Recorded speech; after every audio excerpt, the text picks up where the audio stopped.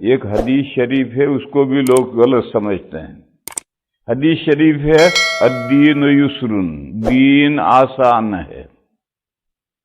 لوگ اس کا مطلب کیا سمجھتے ہیں کہ جتنا کم عمل کر سکو کرو، نہیں کر سکتے چھوڑو۔ 5 نمازیں ہیں، 3 نہیں پڑھ سکتے، جاب کے درمیان میں 3 نمازیں آتی، ان کے پڑھنے کا کوئی صورت نہیں ہے، چھوڑو انہیں۔ پھر جاب سے گھر آئے تب 2 نمازیں پڑھ سکتے تو پڑھ لو۔ روزے ونٹر میں رکھ سکتے ہیں تو رکھ لو، سمر میں بہت لمبا روزہ ہے، چھوڑو۔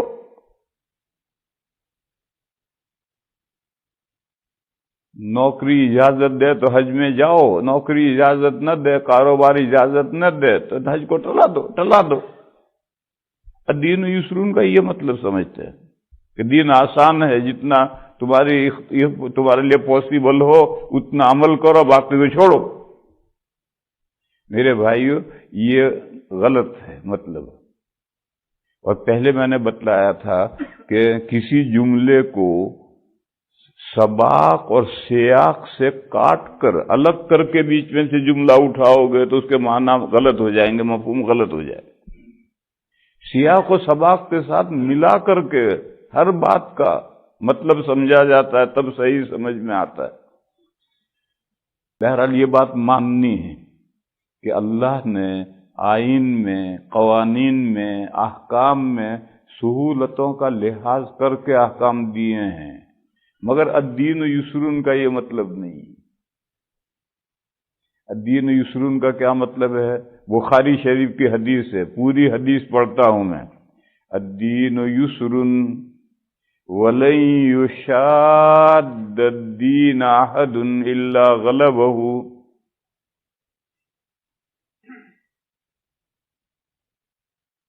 فاستعینوا بالغدوۃ والروحۃ وشیء من الدلجۃ۔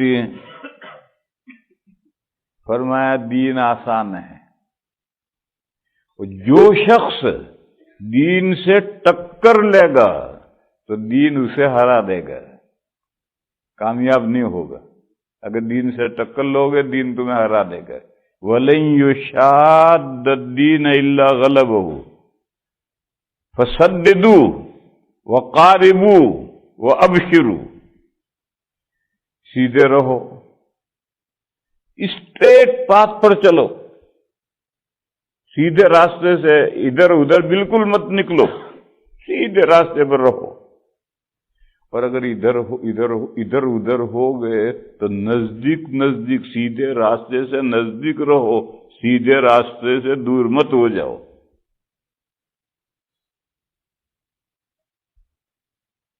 دور ہو گئے، نزدیک سمجھو، ایگزٹ آئی، ذرا سا یوں ہو گیا اور پولیس ادھر ادھر نظر نہ آ رہی ہو تو بیک آ کر کے یوں شہید کو جاؤ۔ لیکن ایگزٹ پہ دور چلے گئے، اب واپس نہیں آ سکتے، اب تو 35 کلومیٹر گھوم کر آنا پڑے گا، تو سیدھے بالکل اسٹریٹ پاتھ پر چلو، غلط ایگزٹ پہ مت جاؤ۔ اور اگر غلط ایگزٹ پہ چلے گئے تو قریب رہو، دور مت چلے جاؤ۔ اور خوشخبری سن لو، سددوا وقاربوا وابشروا، سیدھے اسٹریٹ پاتھ پر رہو، اور اگر ہٹو بھی تو ذرا سے ہٹو، زیادہ دور نہ ہٹو، اور خوشخبری سن لو۔ پھر فرمایا واستعینوا بالغدوۃ والروحۃ وشیء من الدلجۃ، ہیلپ لو صبح کے ٹائم سے، غدوہ شام کے ٹائم سے، روحہ، اور کچھ رات کے اندھیرے سے ہیلپ لو۔ یہ اب پوری حدیث پوری ہوئی۔ اس حدیث میں کیا بیان ہے؟ دین میں تشدد کی ممانعت ہے۔ اگر دین میں تشدد کرو گے تو گمراہ ہو جاؤ گے، دین میں تشدد سے کام مت لو۔ شریعت کا جو حکم جیسا ہے ویسا ہی عمل کرو، تشدد مت کرو۔ حضرت شاہ ولی اللہ صاحب علیہ الرحمہ نے حجت اللہ البالغہ میں پہلی قسم کے چھٹے مبحث میں ایک پورا باب قائم کیا ہے، دین کو تحریف سے بچاؤ، دین کو بگڑنے مت دو۔ اس باب میں شاہ صاحب نے 7 اسباب بیان کیے ہیں جس سے دین خراب ہو جاتا ہے، دین بگڑ جاتا ہے۔ 7 اسباب بیان کیے ہیں، ان 7 اسباب میں سے ایک سبب تشدد بھی بیان کیا ہے، ایک سبب تہاون، دین کی بے قدری کرنا، اس سے بھی دین بگڑ جاتا ہے۔ ایک تشدد، دین میں سختی کرنا، اس سے بھی دین بگڑ جاتا ہے۔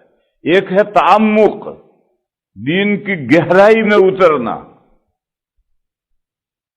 یہ 3 سبب بیان کیے ہیں، تعمق، تہاون اور تشدد۔ باقی جو 4 سبب ہیں ان کو میں چھوڑتا ہوں، کبھی بیان کروں گا۔ ابھی تو یہ 3 بیان کر رہا ہوں جن کی وجہ سے دین بگڑ جاتا ہے۔ نبی پاک صلی اللہ تعالی علیہ وسلم امام الانبیاء ہیں اور خاتم النبیین ہیں، اور آپ کے بعد قیامت تک کوئی دین نہیں آنا، بس ضروری تھا کہ دین اسلام کو ایسا مضبوط کر دیا جائے کہ وہ قیامت تک اپنی اصلی شکل میں باقی رہے۔ گزشتہ ادیان بگڑ جاتے تھے تو نیا نبی آتا تھا، نئی کتاب آتی تھی، پھر وہ بگڑ گیا تو نیا نبی آیا، نئی کتاب آئی۔ مگر حضور تو امام الانبیاء ہیں، جو امام صاحب آ گئے تو اب کون آئے گا؟ اب تو کوئی نبی دوسرا نہیں آ سکتا، اور پوری امت کے لیے ہیں، پوری انسانیت کے لیے ہیں اور قیامت تک کے لیے ہیں۔ پر حضور کا جو لایا ہوا دین ہے، دین اسلام، اس کو قیامت تک باقی رہنا ہے، اور دین باقی رہتا ہے اپنی کتاب سے۔ اگر کتاب ضائع ہو جائے دین باقی نہیں رہے گا۔ ہندوؤں کی کتابیں ویدیں ضائع ہو گئی تو آج ہندو مذہب کچھ بھی نہیں۔ یہودیوں کی کتاب تورات تحریف ہو گئی، عیسائیوں کی کتاب انجیل تحریف ہو گئی، ان کا مذہب اصلی شکل میں نہیں باقی رہا۔ اور اسلام کی کتاب قرآن کریم، اس کا زبر زیر محفوظ ہے، اور اپنے نہیں پرائے بھی مانتے ہیں کہ اس کتاب میں زبر زیر میں فرق نہیں آیا اور قیامت تک نہیں آئے گا۔ دنیا میں لاکھوں حافظ رہیں گے، ہمیشہ لاکھوں حافظ رہیں گے۔ ایسی کتاب جس کے لاکھوں حافظ ہوں، لکھے ہوئے اور چھپے ہوئے پر مدار ہی نہ ہو۔ بل ہوا آیات بینات فی صدور الذین اوتوا العلم، اللہ کے نیک بندوں کے دل و دماغ کے اندر وہ قرآن بھرا ہوا ہے، اس قرآن کو کون بگاڑ سکتا ہے؟ تو یہ قرآن محفوظ رہے گا، قرآن محفوظ رہے گا، دین اسلام محفوظ رہے گا۔ اور دین اسلام میں جو گڑبڑیں ہوتی ہیں وہ 7 طرح سے دین اسلام کو بگاڑنے کی لوگ کوشش کریں گے، تو حضور نے دین کو مضبوط کر دیا، ان 7 طریقوں سے لوگ اسے نہ بگاڑ سکیں۔ اس میں ایک ہے تعمق، اور تعمق کا چھوٹا بھائی ہے غلو۔ امام بخاری علیہ الرحمہ نے بخاری شریف میں کتاب الاعتصام میں تعمق اور غلو دونوں باب 7 قائم کیے ہیں کہ اسلام میں تعمق بھی برا اور غلو بھی برا۔ شاہ صاحب نے غلو کو نہیں لیا، حضرت امام بخاری علیہ الرحمہ نے بخاری میں غلو کو بھی لیا، اور شاہ صاحب نے تہاون کو لیا، تشدد کو لیا۔ تو پہلے تعمق اور غلو کو سمجھو۔ حکم شرعی میں اس کی جنس سے ملانا، جس کو شریعت پسند نہیں کرتی،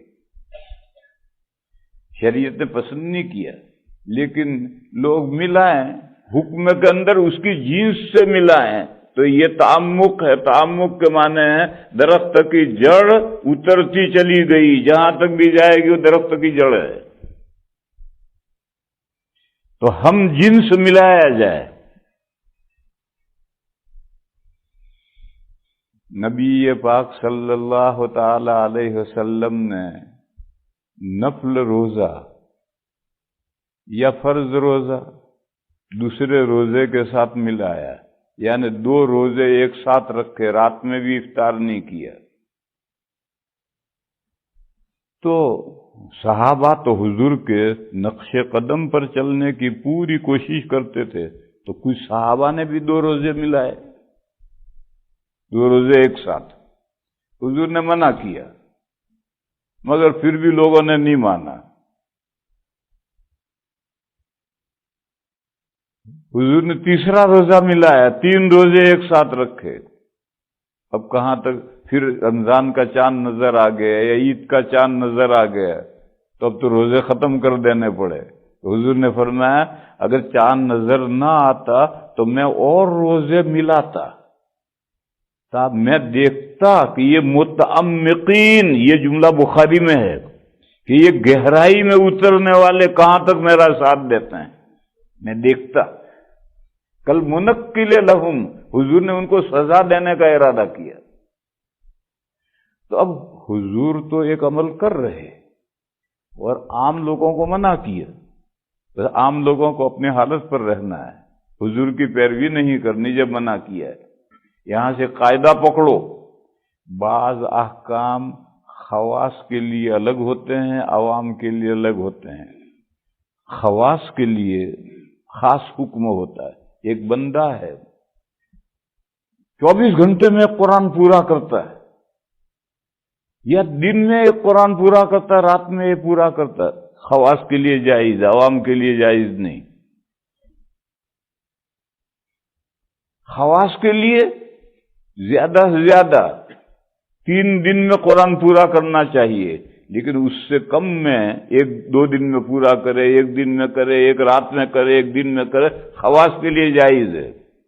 لیکن عوام کے لیے مہینے میں ایک قرآن ختم کرنا، اگر عوام اس میں صبح سے لے کر بیٹھے ہیں، دن بھر رات بھر پڑھ رہے ہیں، تو پھر دنیا کا کام کون کرے گا؟ روزانہ ایک ختم کرنے کے لیے یا ایک رات میں ایک ختم کرنے کے لیے جب اس میں لگ جائے گا تو دوسرا دنیا کا کام کرے گا کون؟ اور خواص اگر ایسا کرتے ہیں تو کر سکتے ہیں۔ کیوں؟ خواص کے لیے کیوں؟ دیکھو ایک مسئلہ ہے، وہ تو آپ کی سمجھ میں آئے گا نہیں، مگر سنو، یہ جو زمین ہے، یہ زمین سکڑتی ہے اور پھیلتی ہے، ایسے زمانہ ٹائم یہ بھی سکڑتا ہے، پھیلتا ہے۔ بخاری شریف میں روایت ہے، ایک بندے نے 99 آدمیوں کو مارا تھا، قتل کیا تھا۔ ایک نیک بندے کے پاس، بزرگ کے پاس گیا اور کہا میں توبہ کرنا چاہتا ہوں، میری توبہ قبول ہوگی؟ تو اس بزرگ نے کہا کہ ایک مومن کو قتل کرے گا تو ہمیشہ دوزخ میں رہے گا، تو نے تو 99 قتل کیے ہیں، کہاں سے تیری توبہ کا کیا سوال ہے؟ تو اس نے پستول نکالی اور اس کو بھی گولی ماری کہ چلو 100 پورے، 99 قتل کیے تھے، اب 100 پورے کر دیے۔ پھر اس کی وہی بری زندگی شتر بے مہار کی طرح چلتی رہی۔ پھر اللہ نے پھر اس کے دل میں ڈالا کہ توبہ کرنی چاہیے، تو ایک عالم کے پاس گیا اور اس سے کہا میں نے 100 قتل کیے، توبہ کروں تو میری توبہ قبول ہوگی؟ تو عالم نے کہا بندے اور اللہ کے درمیان میں کوئی آڑ نہیں ہے، کر توبہ، ضرور اللہ تیری توبہ قبول کریں گے۔ اسے توبہ کی۔ پھر ان عالم نے اس کو مشورہ دیا کہ تو جہاں رہتا ہے وہ برا علاقہ ہے، تو فلاں جگہ چلا جا، وہ نیک بندوں کی سرزمین ہے۔ وہ برا علاقے میں رہ کر اپنے آپ کو برائیوں سے بچانا بڑا مشکل ہو جاتا ہے، اور نیک لوگوں کی سرزمین میں رہے تو بہت آسانی سے اپنی نیکیوں پر عمل کر سکتا ہے۔ تو اس نے اپنا وطن چھوڑ کر نیک بندوں کی سرزمین کی طرف چل پڑا۔ پیدل چلتے تھے پرانے زمانے میں، چلتے چلتے بہت دور تھا، مکے جانا ہے، چلتے چلتے بیمار پڑا، راستے میں ایک جگہ پڑ گیا، لیٹ گیا، وہ بیماری بڑھ گئی، موت کا وقت قریب آیا، سکرات کی حالت شروع ہو گئی۔ اب فرشتے آئے، رحمت کے بھی اور عذاب کے بھی۔ یہ فرشتے کہتے ہیں ہم جان وصول کریں گے، یہ فرشتے کہتے ہیں ہم جان وصول کریں گے۔ عذاب کے فرشتے یہ کہتے تھے کہ اس نے چاہے توبہ تو کی ہے لیکن نیک لوگوں کے علاقے میں ابھی پہنچا نہیں، لہذا ہم اس کو جان وصول کریں گے، دوزخ میں لے جائیں گے۔ اور رحمت کے فرشتے کہتے تھے کہ یہ توبہ کر کے چلا ہے، چاہے وہ نیک لوگوں کی زمین میں نہیں پہنچا، مگر توبہ کر کے چلا ہے تو ہم اسی جان وصول کریں گے، جنت میں لے جائیں گے۔ اب دونوں فرشتوں میں جھگڑا ہو رہا، وہاں سے اللہ تعالیٰ نے ایک دوسرے فرشتے کو بھیجا، وہ وہاں سے گزرا، اس نے دونوں فریقوں نے اس سے بولا بھئی یہاں ہمارا جھگڑا ہے نمٹا۔ جب دو فریقوں میں جھگڑا ہو تو تیسرے کو مقدمہ سونپنا پڑتا ہے۔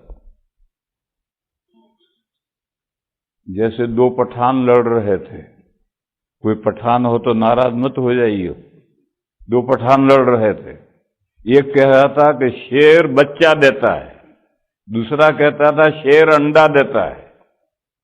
اب دونوں میں لڑائیاں، یہ کہتا ہے شیر بچہ دیتا ہے، وہ کہتا ہے شیر انڈا دیتا ہے۔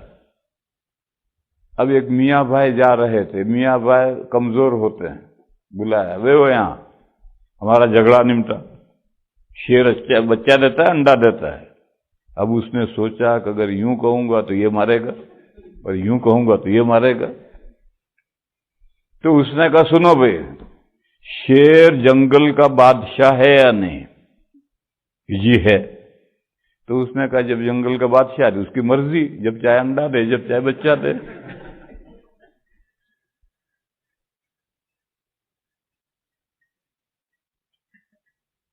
تو تیسرے نے فیصلہ کیا کہ بھئی اس میں لڑنے کی کیا ضرورت ہے، یہ جہاں سے چلا ہے وہاں سے یہاں تک کی زمین ناپو، اور یہ جہاں پڑا ہے یہاں سے مکے کی زمین ناپو، جدھر قریب ہو وہ فرشتے وہ جان وصول کریں۔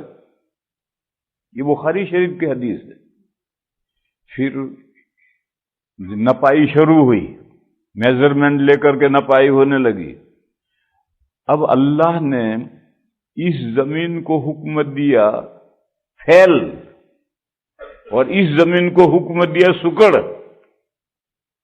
اور اس بندے نے بھی کیونکہ سکرات شروع ہو گئی اور فرشتوں کو نظر آنے لگے ہیں، فرشتوں کی باتیں سنی ہیں، اور اس نے دیکھا ہے کہ فیصلہ ہوا، نپائی شروع ہوئی، تو وہ گھسٹنے لگا، پڑا کھڑے ہونے کی طاقت تو تھی نہیں، تو گھسٹ کر کے مکہ کی طرف گھسٹ رہا ہے۔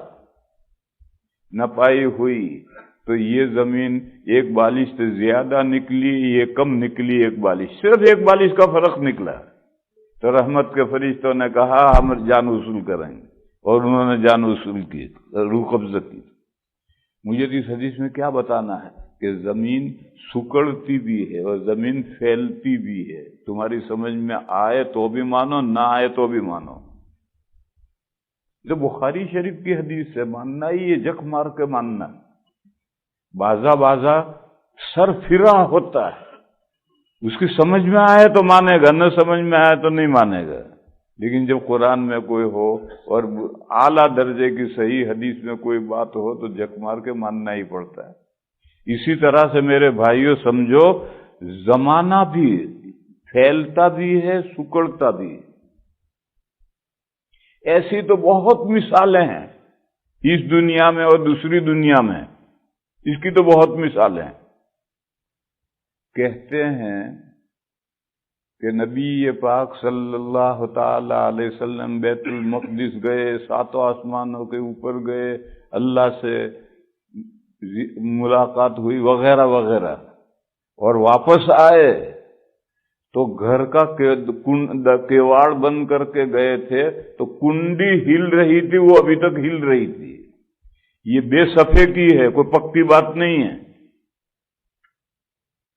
بہت سی باتیں بے صفحے کی کچی ہوتی ہیں۔ اور کہتے ہیں کہ راستے میں ایک درخت کے پاس سے براق گزر رہا تھا تو حضور کے امامے سے درخت کی ٹہنی لگ گئی تھی اور وہ ہیلی تھی، تو واپسی میں بھی وہ ہیلی رہی تھی۔ یہ بھی بے صفحے کی ہے۔ وہ جس بستر میں سے اٹھ کر حضور معراج میں گئے تھے تو رات کو آدمی سوتا ہے تو بستر گرم ہوتا تھا، وہ بھی گرم تھا۔ یہ سب بے صفحے کی باتیں ہیں، مگر یہ بے صفحے کی جو لوگ بناتے ہیں وہ بھی جو لوگ مانے ایسی تو بنائیں گے، بنانے والے جو باتیں بناتے ہیں تو وہ قابل قبول ہی تو بنائیں گے۔ معلوم ہوا کہ اتنا وقت ہونے کے بعد کنڈی ہلتی رہے، یعنی اتنے ذرا سے وقت میں حضور تشریف لے آئے، معراج میں جا کر واپس لے آئے۔ اس کے لیے جو یہ بوگس باتیں لوگوں نے بنائی ہیں تو قابل قبول لوگوں کی عقلوں کے لیے قابل قبول ہیں، ایسی تو باتیں بنائیں گے۔ تو چلو، یہ تو دنیا اور آخرت کا مسئلہ ہے۔ صرف دنیا کے بارے میں اعلیٰ درجے کی حدیث ہے۔ قیامت کی علامتوں میں سے ایک علامت ہے یتقارب الزمان، زمانے کے اجزاء قریب قریب آ جائیں گے۔ جو کام ایک دن میں ہوتا ہے ہفتے میں جا کر نمٹے گا، جو کام ہفتے میں ہوتا، مہینے میں، سال میں، وہ اس کا برعکس، ہفتے کا کام ایک دن میں کر ڈالا، مہینے کا کام ایک ہفتے میں کر ڈالا۔ زمانہ ایسا گزرے گا، فٹافٹ گزرے گا کہ جیسا معلوم تھا کہ کل پچھلا سال ختم ہوا تھا، آج دوسرا سال بھی ختم ہوگی۔ تو حدیث کے الفاظ ہیں یہ تقارب الزمان، زمانے کے اجزاء ایک دوسرے سے قریب آ جائیں گے۔ تو یہ زمانے کے جو اجزاء قریب آئے یہ سکڑنا ہے، اور زمانے کے اجزاء پھیلیں یہ بست ہے۔ مثال لو، 1 انچ کا ربڑ لو، 2 کنارے سے پکڑو اور کھینچو، ایک بالش تو ہو جائے گا، یہ بست ہو، پھر چھوڑ دو تو 1 انچ کا ہو گیا، یہ قبض ہو گیا۔ تو زمانے میں ٹائم بھی پھیلتا گھٹتا ہے۔ ایک قصہ سنا ہے ہم نے، اللہ جانے صحیح یا غلط، قصے ہوتے ہیں، اور ہمیشہ یہ قاعدہ یاد رکھو میرے بھائیو، قصوں سے عقیدے نہیں بنتے، مگر قصوں سے عقیدے بگڑتے۔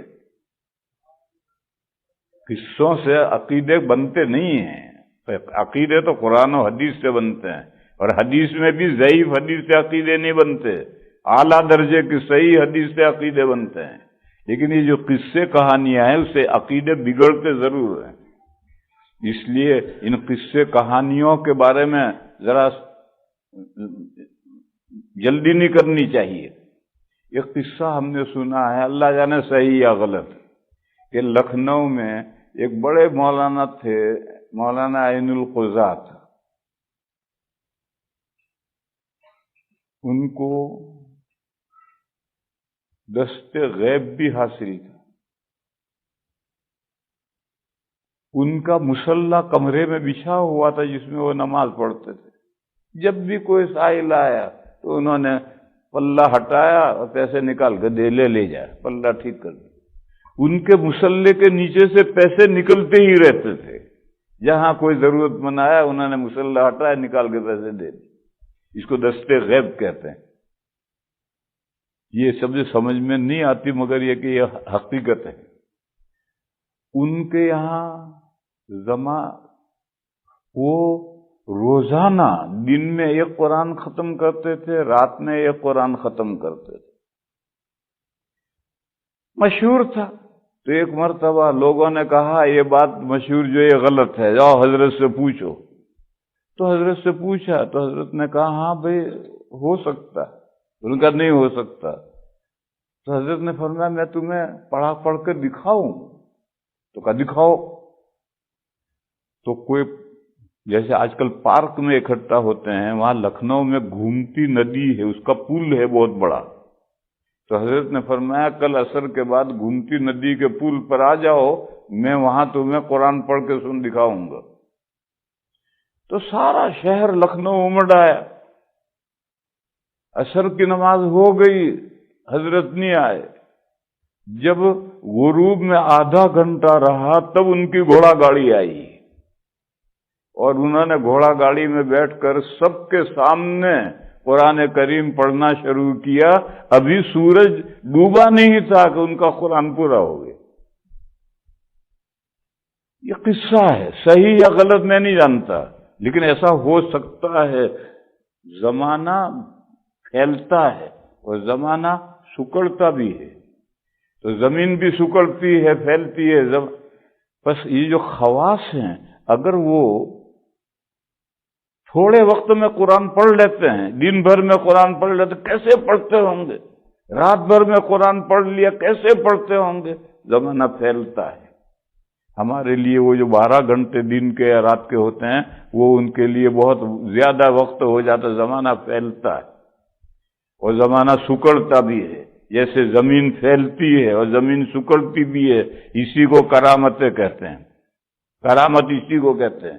معجزہ اور کرامت میں کوئی فرق نہیں ہے. معجزہ نبی کے ہاتھ پر ظاہر ہوتا ہے اور کرامت ولی کے ہاتھ پر ظاہر ہوتی ہے. تو خیر میرے بھائیوں، میں سمجھا یہ رہا تھا کہ بعض احکام خواص کے لیے، وہ خواص ہی کے لیے، عوام کو اس پر عمل نہیں کرنا. میں نے پہلے سے جواب دیا کہ امام ابو حنیفہ علیہ الرحمہ 24 گھنٹے میں ایک قرآن ختم کرتے تھے. امام شافعی علیہ الرحمہ رمضان میں دن میں الگ ختم کرتے تھے، رات میں الگ ختم کرتے تھے. یہ خواص کے احکام ہیں، وہ احکام الگ ہیں. جیسے حضور نے خود 100 میں وصال رکھا ہے، کئی دن کے روزے ملا کر رکھے ہیں اور صحابہ کو منع کیا ہے. تو بعض احکام خواص کے لیے ہوتے ہیں، عوام کے لیے ممنوع ہوتے ہیں. اگر عوام بھی اس حکم کو کرنے لگیں تو ان کے لیے بہت دشواری ہو جائے گی.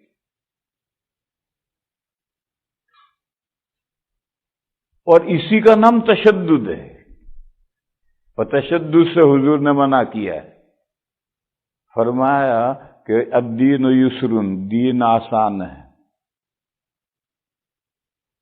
وَلَن يُشَادَّ الدِّينَ إِلَّا غَلَبَهُ،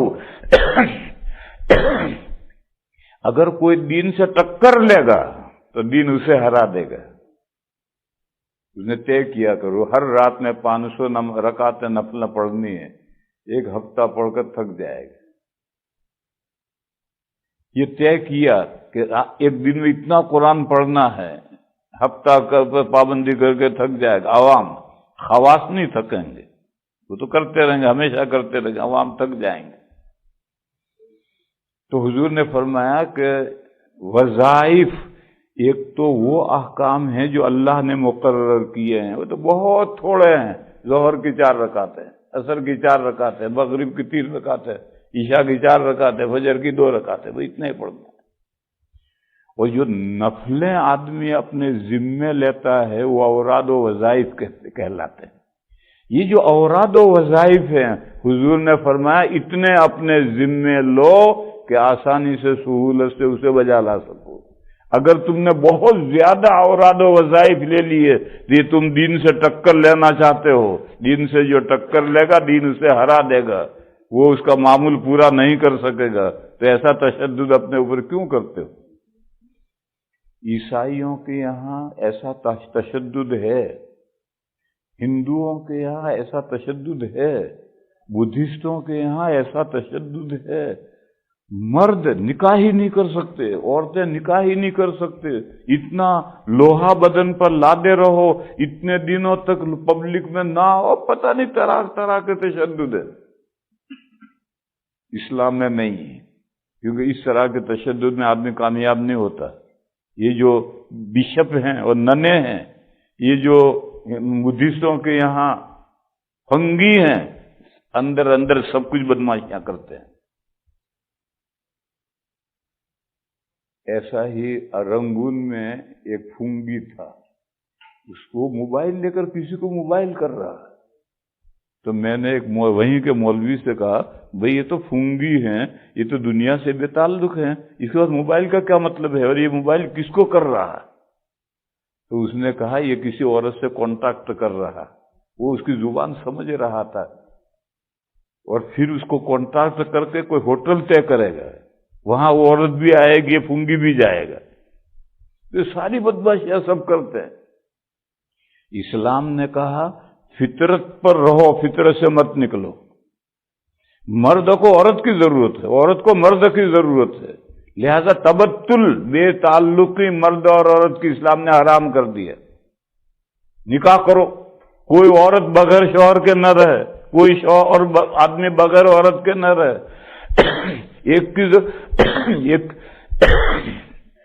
ایک سے کام نہ ہو، دو کرو، دو سے ضرور، ایک بیمار رہتی ہے، ضرورت پوری نہیں ہوتی، دوسری کرو، دو سے بھی ضرورت نہیں پوری ہوتی، تیسری کرو۔ فطرت، نیچر پر رہو، فطرت سے مت نکلو، فطرت کی اصلاح کرو۔ تو فرمایا کہ کوئی بھی شخص دین سے ٹکر لے گا تو دین اسے ہرا دے گا، لہذا سیدھے اسٹریٹ چلو، سددو۔ اگر ہٹو سیدھے اسٹریٹ پاتھ سے ہٹو تو قریب قریب رہو، دور مت ہو جاؤ۔ اور خوشخبری سن لو کہ دنیا آخرت میں جنت حاصل کرنے کے لیے اور جنت کے بڑے مراتب حاصل کرنے کے لیے کوئی پریشانی نہیں ہوگی۔ اتنی تھوڑی سی عبادت سے جنت بھی ملے گی، جنت کے بڑے مرتبے بھی ملیں گے۔ پھر فرمایا کہ جو تمہارے جو اوراد ہیں اس کو ڈیوائیڈ کرو، تھوڑے اوراد غدوہ صبح میں کر لو، تھوڑے اوراد شام میں کر لو، فجر میں اٹھو، فجر کی نماز سے پہلے کچھ اوراد کر لو، فجر کے بعد کر لو، عشاء سے مغرب اور عشاء کے بیچ میں کر لو یا عشاء کے بعد کر لو، اور رات کی تاریکی سے تھوڑی ہیلپ لو، یعنی تہجد کے وقت اٹھو اور کچھ اوراد اس وقت کر لو، بس اتنے کرو، تھوڑے صبح میں، تھوڑے رات میں، تھوڑے تہجد کے وقت میں۔